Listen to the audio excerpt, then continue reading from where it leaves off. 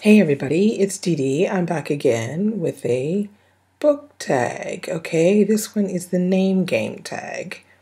Now, the idea is that you use the first letters of your name to make like an anagram, and you find a book to go with each letter. So I'm going to be using one of my first names, which is the name that maybe half the people I know call me. Which is Deirdre, which is one of my official names, because Didi is a nickname that was given to me by my French friends. So it's Deirdre, which is an Irish name, and no, I'm not Irish. I may have some long lost Irish relatives, but no.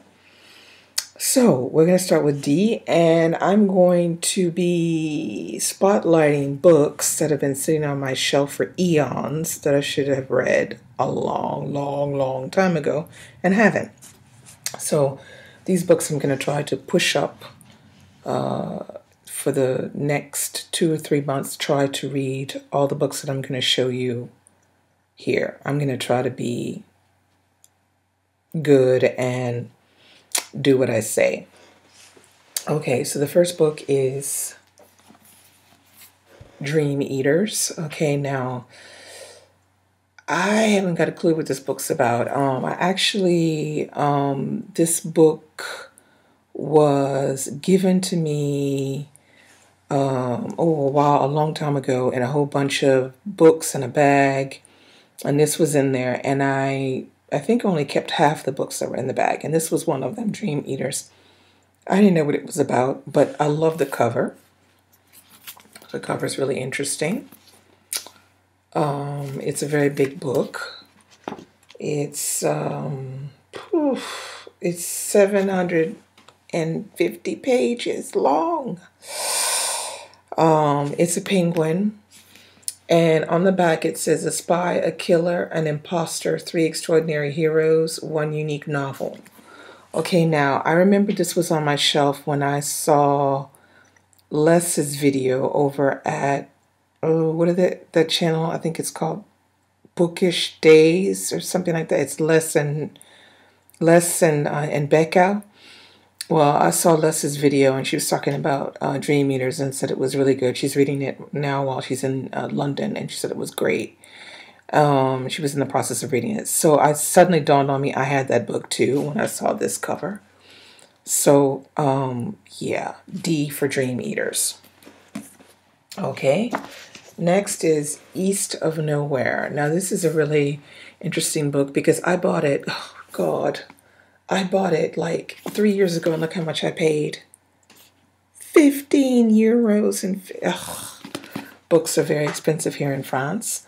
But I bought this one a while back and didn't get a chance to read it. But when I read the back, I immediately knew I would want to read it. This is the story of how a bad man called Edward Miller loses his job, his house, his wife, his hair, and his front teeth, but in the process becomes good. It is the story of how, in his only ever truly selfless act, Edward risked all to save the woman he loves. That sounds good, doesn't it? Okay, now this is another long one too. Oh, no, it's okay. It's just under 400 pages. So there you have it. There you go. And there's the back. So I'll definitely have to get to this one. All right, the next one. This is Invisible Life. Invisible Life, I mean, you can see it's Elin Harris. I don't know if you know who Elin Harris is, but he was a African-American gay writer, and he started writing books, and he became he didn't become famous right away because he had to sell his own. He was selling his own books out of the back of his car. So like in malls and beauty salons and things like that. And he writes stories often about gay life as a black man, which is often as the expression, I don't know if the expression men on the down low, which is like men who are fronting themselves as being straight, but in fact they're actually gay. So yeah, so that was what this was about. But this is a trilogy, Invisible Life, and Invisible Life is the first book. And I've been wanting to read this trilogy for a while now. Elin Harris, unfortunately, is no longer with us. He died, I think, 4 years ago or 3 years ago, something like that. But yeah, I read a couple of his books, and he's an interesting writer. So I'm gonna read that one for sure. Next, it's The Reader, and that's by Bernhard Schlink. And this book has been on my shelf as well for a while. I think I bought this one on Amazon. And it's a book, it's basically wartime Germany. Young boy meets a woman, has an affair with her, then she disappears. And then when he sees her again, she's on trial for having done something pretty serious. So yeah, I should have read this a long time ago. I don't know if it's a classic or not, but it's a book that a lot of people who like the period of World War II have actually read. So yeah, so I was interested in reading this one. And I think even Words for Reader had it on her channel. She hauled it once as well. So that's this one.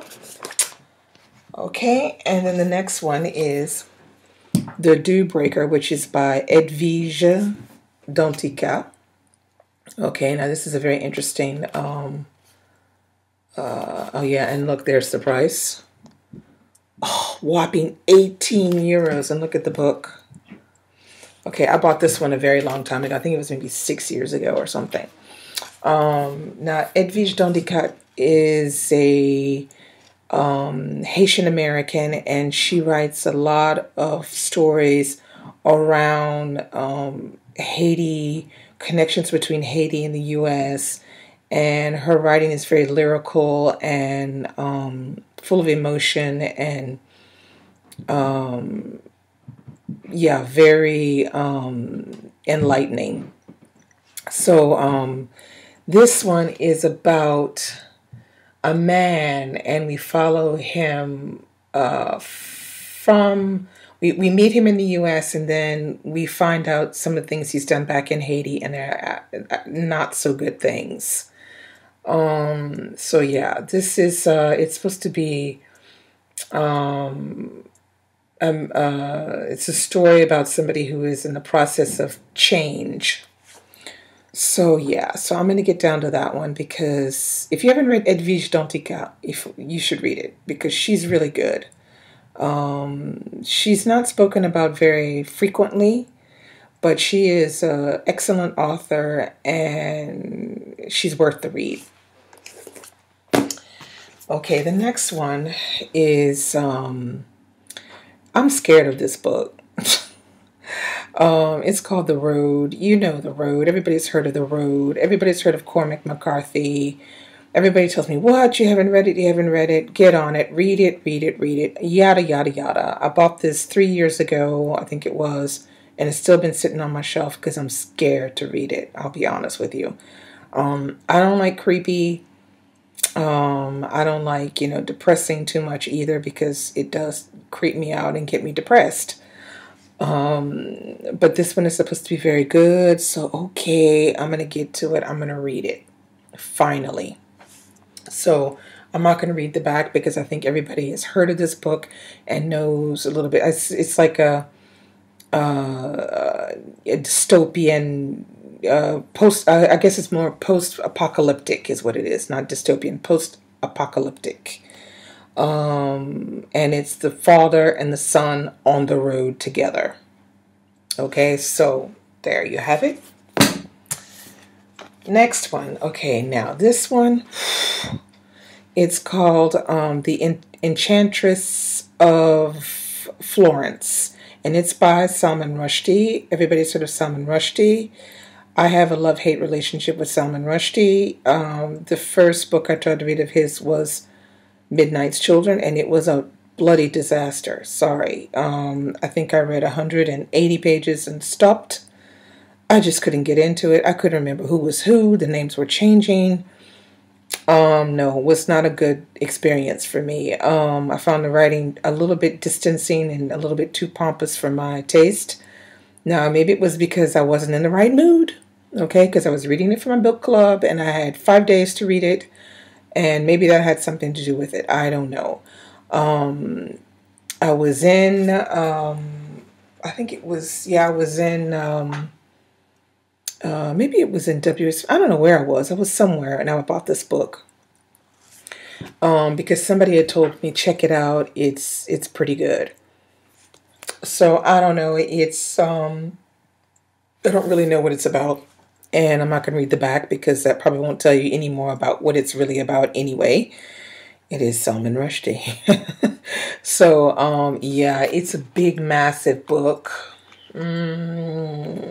It's 440 pages, maybe. But the cover is kind of enticing and intriguing, you know, the eye and all of that. And, you know, then I love the red spine. It's very pretty. It's a vintage book. So yeah, we'll see what I think about that. So there you have it.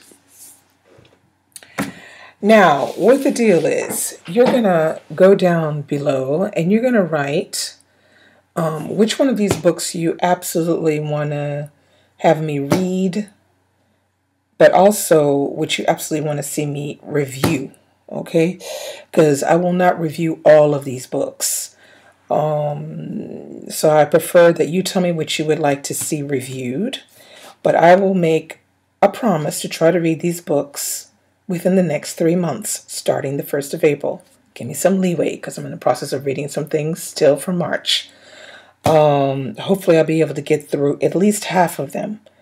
I'm going to try to say I'm going to get through all of them, but you know how I am, fickle as I am, I'll just get a hankering to read something else. So yeah, so that's it. Thanks for watching. Happy reading. Bye.